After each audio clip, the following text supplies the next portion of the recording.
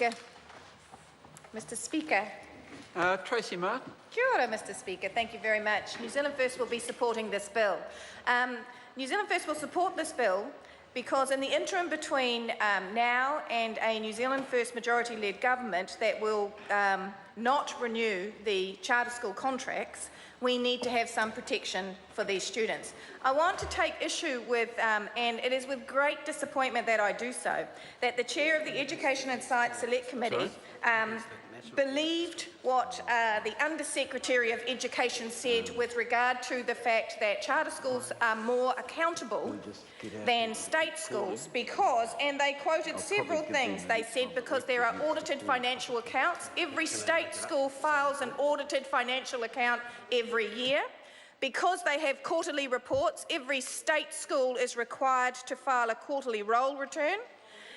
Because it has inside its contract an annual plan or KPIs, every state school has an annual plan with KPIs that must be publicly available to its parental body. It shocks me and disappoints me that the Under-Secretary of Education and the chair of the Education and Science Select Committee do not know these things, that they stand and say these things at the same time as they denigrate the state system of this country. It is a shame, and they should be ashamed, that they stand in this House and speak of education when they know so little about it.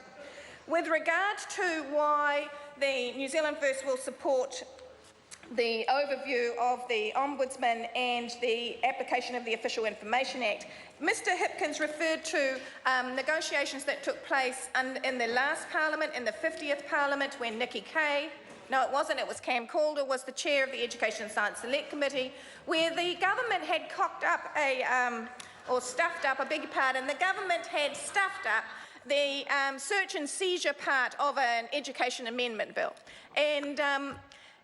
And they required the majority vote to get the bill out of the House, so they didn't have to do something like 53 supplementary order papers to actually fix what was a complete stuff-up around those search and seizure regulations, or search and seizure regulations inside the Education Act. So we were able to, I was able to negotiate with Cam Calder and supported by the other members of the opposition, able to actually get section 158E that gave oversight of the Ombudsman around the discipline process for expulsion and exclusion. So at least parents, if their children were excluded from a charter school, which is required, supposedly, required to have an open door policy like any state school, that they couldn't push them out the back door.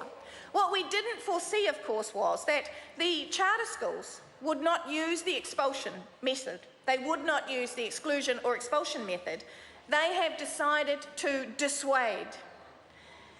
Charter schools have decided, at least two of them, have decided to dissuade parents when they come inside the front door to not stay inside their school. They have decided that it would be better to use methods that are abhorrent inside the state education system, particularly for students who have high needs or special needs, the very students that supposedly this was supposed to support, but to put pressure on their parents to remove them. Now, it might be that the state decides that that's voting with your feet, but I can tell you, sir, that considering that those are taxpayers and it's their dollars that are funding these organisations who are using this method of dissuasion, so that it can't be recorded and the parents have no opportunity to complain to the Ombudsman, we cannot allow to stand.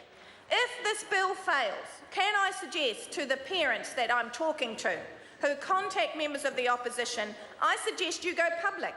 If you have no other way, if this government will not give you the opportunity to use the system that was put in place to protect you and to protect your children, I suggest you go to the media. I suggest that Mr Seymour should be made to stand up in this House with a glossy brochure of one charter school and then have to hold up a newspaper article about another charter school that outlines how these parents are being treated because Mr Seymour refuses to give them an option by which to complain. Mr Seymour refuses to allow them to have the right to complain as they do inside a state system. We're not sure what Mr Seymour is afraid of. but we know that Mr Seymour is afraid.